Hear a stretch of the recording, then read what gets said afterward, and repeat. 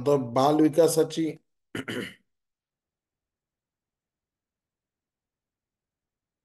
बाल विकासाची व्याप्ती बघा. प्रत्येक टप्प्याचे मापदंड, प्रत्येक टप्प्याची गरज. याच्यामध्ये शारीरिक, बोधात्मक, भाषिक, सामाजिक, भावनिक, नैतिक विकास या सगळ्यांचा याच्यामध्ये समावेश होतो. त्याच्यानंतर पुढे आहे प्रसूतीपूर्व काळ ते किशोरावस्थेचा अभ्यास, अनुवंशिकता, वातावरण घटकांचे चांगले परिणाम.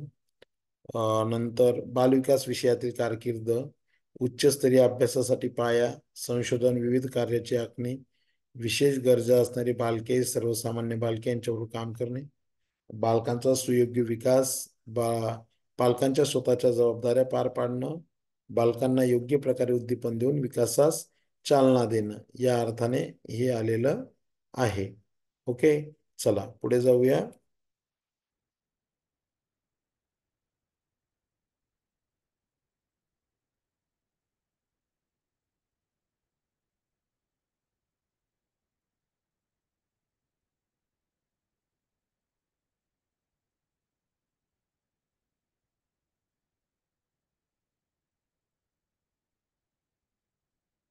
आता याच्यामध्ये विविध विकासांच्या अवस्थांचा अभ्यास.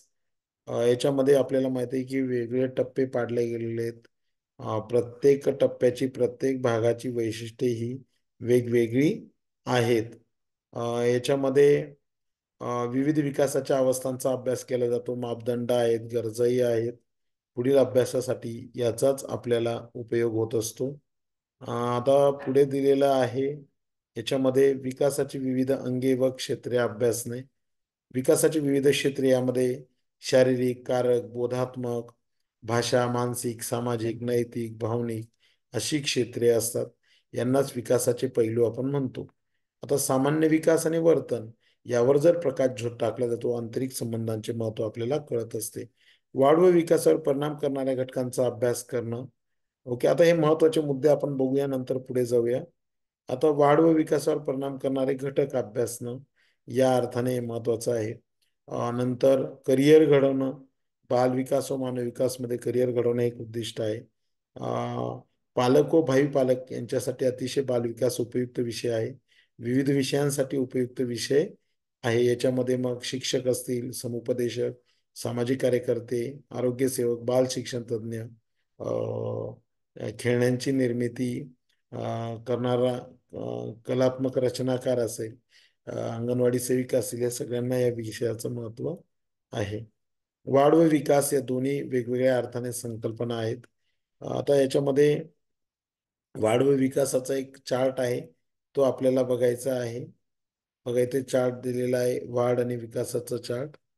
त्या वाढ विकासाच्या चार्टमध्ये काय काय दिलेलं आहे बघा, ते एकदा आपण समजून घेऊया. तर याच्यामध्ये आपण जर विचार केला तर वाढ विकासाच्या चार्टमध्ये तर आपल्या असं लक्षात येईल की शरीराच्या विशिष्ट भागातील बदलालाच वाढ असं म्हणतात. ओके, आणि विकास हा कसा असतो? विकास ही संज्ञा हा संपूर्णपणे अवयवांचा विकास असतो. वाढीमुळे काय होतं की शरीराचं आकारमान बदलतं. नंतर पेशींचा आकार वाढलेला असतो किंवा पेशींची संख्या वाढलेली असते. विकासामध्ये तसं नाही. विकासामध्ये शरीर संरचना आणि कार्य यामध्ये मॅच्युरिटीमुळे बदल होत असतात. वाढ म्हणजे संख्यात्मक आहे, तर विकास हा संख्यात्मक व गुणात्मक दोन्ही आहेत. बरोबर, म्हणजे उदाहरणार्थ विशिष्ट कौशल्य, धोरणे वापरून स्मरणशक्ती व शब्दसंग्रह वाढवणं या अर्थाने आहे. पुढे आहे, वाढ ही प्रत्येक वेळी प्रगतिशील असेलच असं नाही. विकास क्रमाने होत जाणारी व सुसंगत बदलांची मालिका असते. वाढ आयुष्यभर होत राहणारी सतत प्रक्रिया नाही. विकास ही गर्भधारणेपासून मृत्यूपर्यंत सतत चालणारी प्रक्रिया आहे. एवढं मात्र आपण लक्षात ठेवायचं आहे. तर वाढ ही काय? आयुष्यभर होत राहणारी सतत प्रक्रिया नाही. विकास मात्र हा काय असणार आहे? मृत्यूपर्यंत चालणार आहे. वाढीमध्ये होणारे बदल मोजता येतात, उंची, वजन.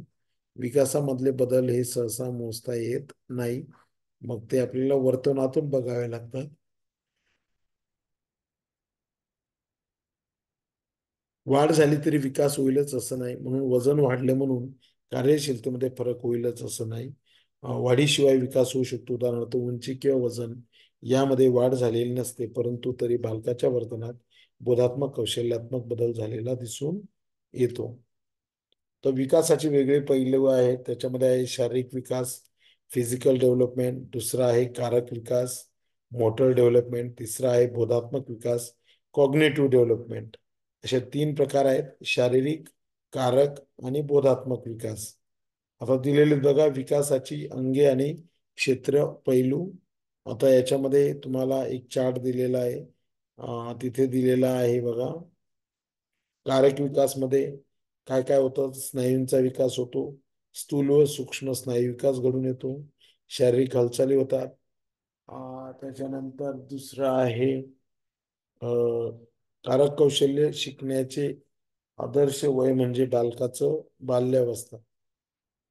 भाषिक विकासामध्ये बालक काय काय शिकतो बघा. भाषिक विकासामध्ये सगळ्यात महत्वाचं संवादाचं माध्यम, शाब्दिक व विना शब्दांचे कम्युनिकेशन, संप्रेषण, शब्दांमध्ये विचारभाव यांचा आविष्कार, सामाजिक वर्तनामध्ये गुंतून राहण्यासाठी भाषेची मदत होते, बोधात्मक, सामाजिक व भावनिक विकासावर प्रभाव निर्माण होतो.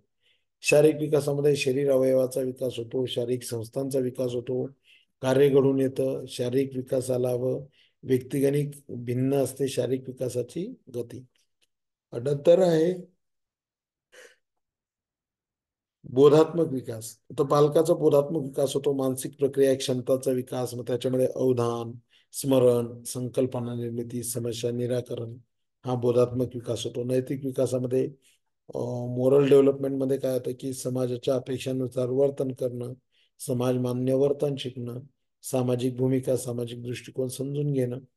पुढचा आहे भावनिक विकास. त्याच्यामध्ये नैतिक वर्तनाचा विकास, गटाच्या प्रमाणकांबरोबर जुळून घेणं, योग्य वर्तन करणं, चूक व बरोबर यातील फरक करता येणं.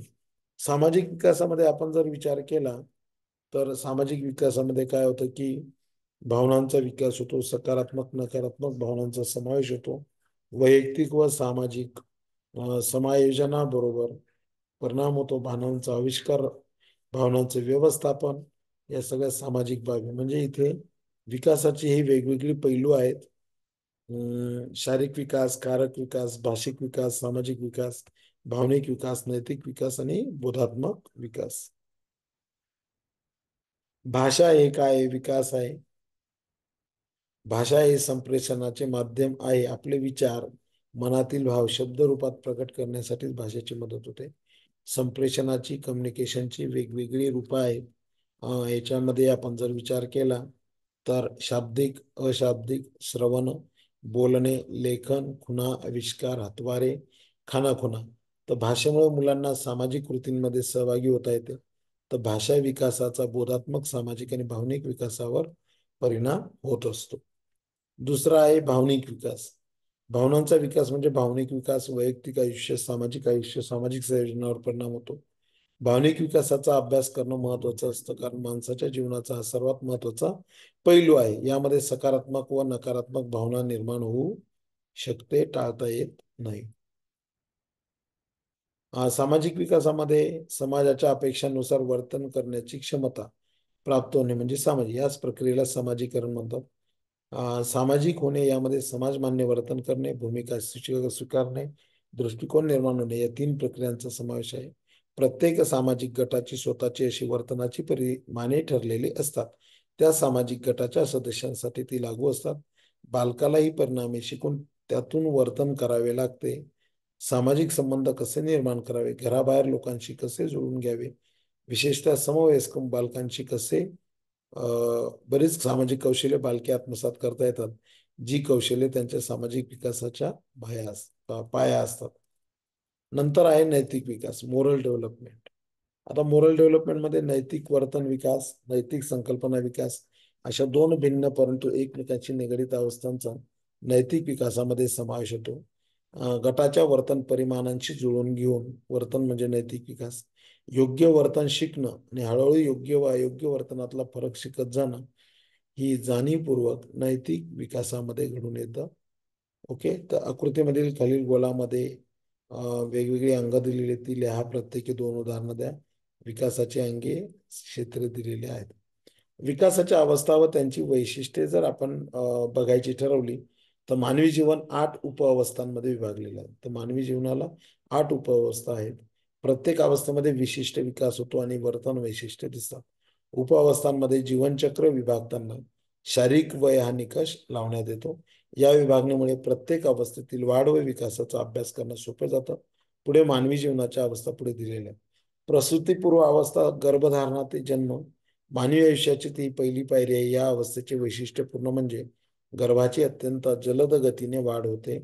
एका स्त्री बीज पेशीपासून त्याला मानवी स्वरूप येईपर्यंतचा हा खऱ्या अर्थाने प्रवास असतो.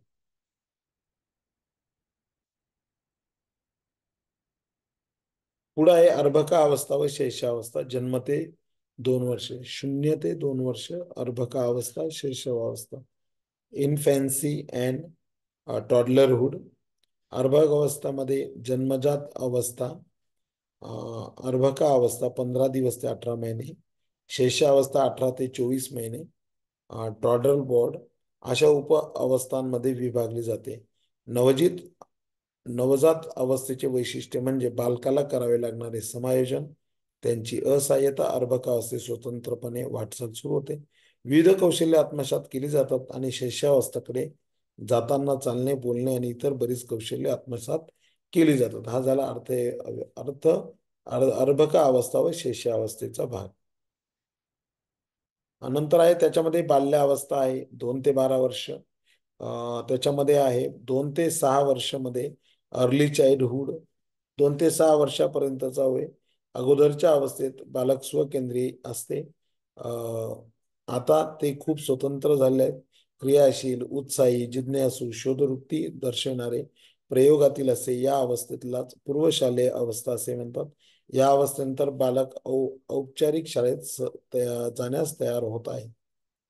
नंतर पुढे आहे उत्तर बाल्यावस्था. याच्यामध्ये दुपारी 6 ते 12 वर्ष. बाल्यावस्थेचा हा 6 ते 12 वर्षापर्यंतचा कालावधी आहे. उत्तर बाल्यावस्था या अवस्थेत शारीरिक विकास धीम्या गतीने सुरू होतो परंतु स्थिर असतो. शालेय अवस्था असल्याने बालके भाषा, वाचन, अंकगणित, लेखन, खेळणे, समाजीकरणाचे नियम पाळणे इत्यादी शालेय कौशल्य आत्मसात करतात. पुढे आहे किशोरावस्था 12 ते 19 वर्ष. किशोरावस्था ही बाल्यावस्था व प्रौढावस्था या दोघांमधला दुवा आहे. या अवस्थेची सुरुवात पूर्व किशोरावस्थेने होते आणि बालकाला लैंगिक परिपक्वतेकडे नेते. स्वचा शोध घेण्यास सुरुवात होते. विविध तर्कशुद्ध आणि अमूर्त असतात. समवयस्काच्या गटाचा प्रभाव खूप असतो. किशोरावस्थेमध्ये स्वतःच्या कारकिर्दीचे आणि कामाचे क्षेत्र ठरवले जाते. ही झाली किशोरावस्था.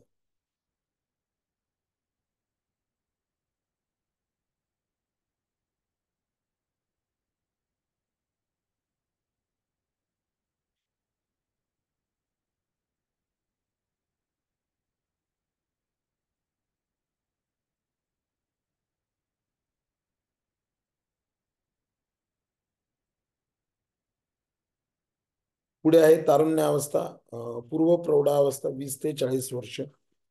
यंग ॲडल्टहुड. तारुण्यावस्थेमध्ये जीवनात महत्वाचे बदल घडतात.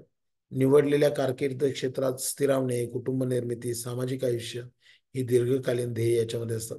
महत्वाचं ध्येय म्हणजे व्यवसायात शिरणे, घनिष्ठ नातेसंबंधात जाणे. या वयातील आयुष्य तणावपूर्ण असते पण जोडीला आनंद देणारे ही असतात. ही असते तारुण्यावस्था. त्यानंतर आहे मध्य प्रौढावस्था 40 ते 60 वर्ष. हा स्थिरावलेचा कालावधी. मध्य प्रौढावस्था वयामध्ये काय मिळवले, आता काय गमावले याचे मूल्यमापन सुरू होते. शिक्षण, लग्न अशा कारणांनी मुलेही कदाचित दूर गेलेली असतात. त्यामुळे या अवस्थेला रिकामे घरटे, एमटी नेस नेस्ट असेही म्हटले जाते. मुले दूर दूर झाली तरी त्यांना मार्गदर्शनाची अपेक्षा असते. या अवस्थेच्या शेवटी निवृत्तीचा काळ असतो त्यामुळे सामाजिक मनात मन गुंतवून समाजाचे ऋण फेडले जाते. त्याच्यामध्ये किशोरावस्था राहिली तुम्हाला सांगायची. किशोरावस्था ही बाल्यावस्था व प्रौढावस्था या दोघांमधला दुवा आहे. या अवस्थेची सुरुवात पूर्व किशोरावस्थेने होते आणि बालकाला लैंगिक परिपक्वतेकडे नेते. स्वचा शोध घेण्यास सुरुवात होते. विचार अधिक तर्कशुद्ध आणि अमूर्त असतात. समवयस्क गटाचा प्रभाव खूप असतो. किशोरावस्थेमध्ये स्वतःच्या कारकिर्दीचे आणि कामाचे क्षेत्र ठरवले जाते. मग त्यानंतर आहे पुढचं उत्तर प्रौढावस्था, 60 वर्षापासून मृत्यूपर्यंत. उत्तर प्रौढावस्था व अवस्थेमध्ये शारीरिक क्रियाशीलता कमी झाली असते, प्रकृतीच्या तक्रारी सुरू झालेल्या असतात, उत्पन्न कमी झालेले असते, जोडीदार मित्र परिवार यांच्यापैकी कोणाचे निधन झालेले असू. तर याच्यामध्ये 60 वर्षानंतर साहजिक आहे याच्यामध्ये विकासाच्या अवस्थांचे शब्द कोडे सगळं असं दिलेलं आहे. बालविकासाच्या ओळखीमध्ये आपण अर्थाने व्याख्या पाहिली, बालविकासाची व्याप्ती आणि उद्दिष्टे पाहिली, पैलू क्षेत्र अंगे पाहिली आणि विकासाच्या अवस्था आणि वैशिष्ट्ये अभ्यासलेले आहेत.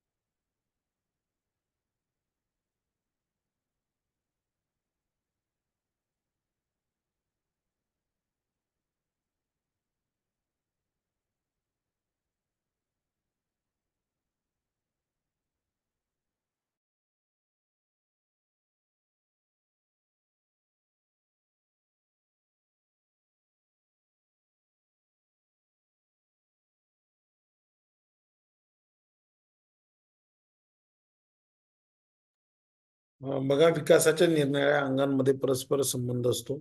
विकासाच्या निरनिराळ्या अंगांमध्ये म्हणजे शारीरिक, सामाजिक, भावनिक, भाषिक, बोधात्मक अशा विकासामध्ये परस्पर संबंध असतो. उदाहरणार्थ, उत्तम आरोग्य असणारे बालक सामाजिक, बौद्धिक दृष्ट्या तत्पर असते. विकास ही परिपक्वन आणि अध्ययनाची प्रगती निष्पत्ती ठरवत असते.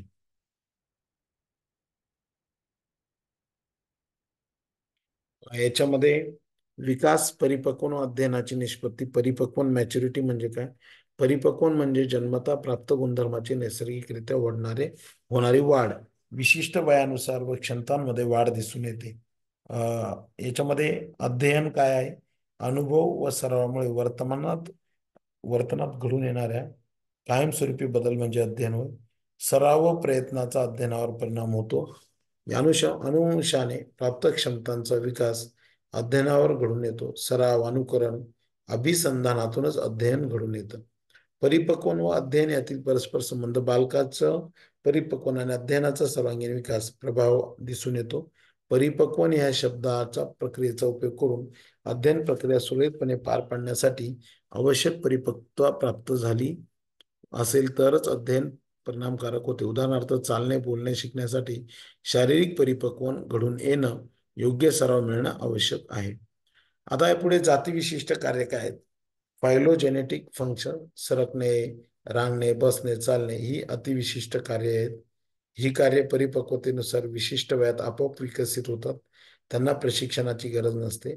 बाह्य वातावरणातील घटकांचा त्यावर फारसा परिणाम होत नाही. आणि व्यक्तिविशिष्ट कार्यामध्ये काय आहे तर व्यक्तिविशिष्ट कार्य ही जातीविशिष्ट कार्याच्या अगदी विरुद्ध असते. पोहणे, सायकल चालवणे, नृत्य करणे ही एकतीस विशिष्ट कार्य असून ती प्रशिक्षणावर अवलंबून असतात. वातावरणातील घटक प्रशिक्षण, उपलब्ध संपत्ती, सराव यांचा व्यक्तिविशिष्ट कार्यावर परिणाम होतो. ही कार्य प्रशिक्षणाने विकसित होत असली तरी त्यासाठी विशिष्ट परिपक्वतेची पातळी गाठणे आवश्यक आहे. परिपक्वतेच्या आवश्यक पातळीशिवाय प्रशिक्षणाचा उपयोग होऊ शकत नाही. आता याच्यामध्ये चार्ट दिलेले आहेत. एक परिपक्वन आणि अध्ययन, लर्निंग आणि एक्सपिरियन्स. जन्मता प्राप्त गुणधर्मांची नैसर्गिकरित्या होणारी वाढ म्हणजे परिपक्वन झालं. तर अध्ययन म्हणजे काय?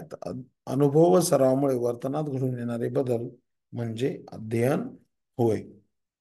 परिपक्वनामुळे जाती विशिष्ट कार्य दिसून येतात. रांगणे, चालणे. नंतर अध्ययनामुळे व्यक्तिविशिष्ट कार्य घडून येतात.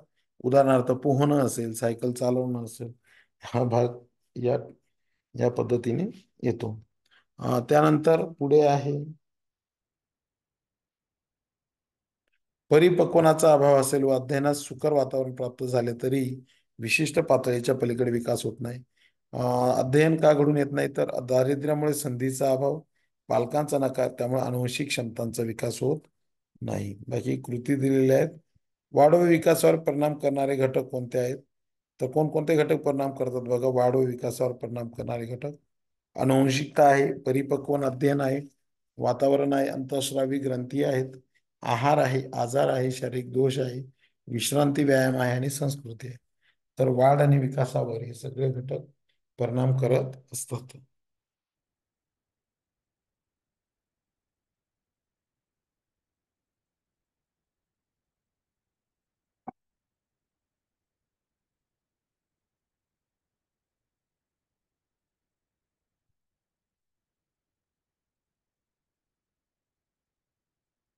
आता अनुवंशिकता, वाढ व विकासावर परिणाम करणारा घटक कोणता आहे?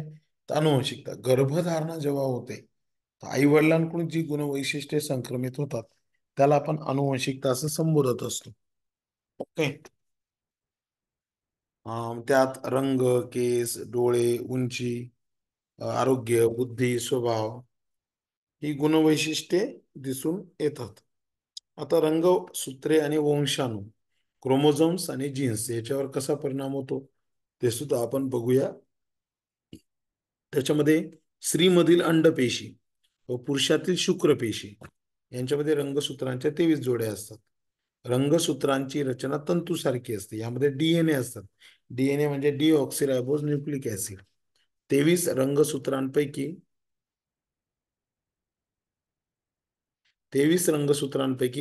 22 रंगसूत्रांना ऍटोसोम म्हटलं जातं, ऍटोझोम्स म्हटलं जातं. तर एक रंगसूत्र लिंग निश्चिती करतं, त्यास लिंगसूत्र म्हणतात.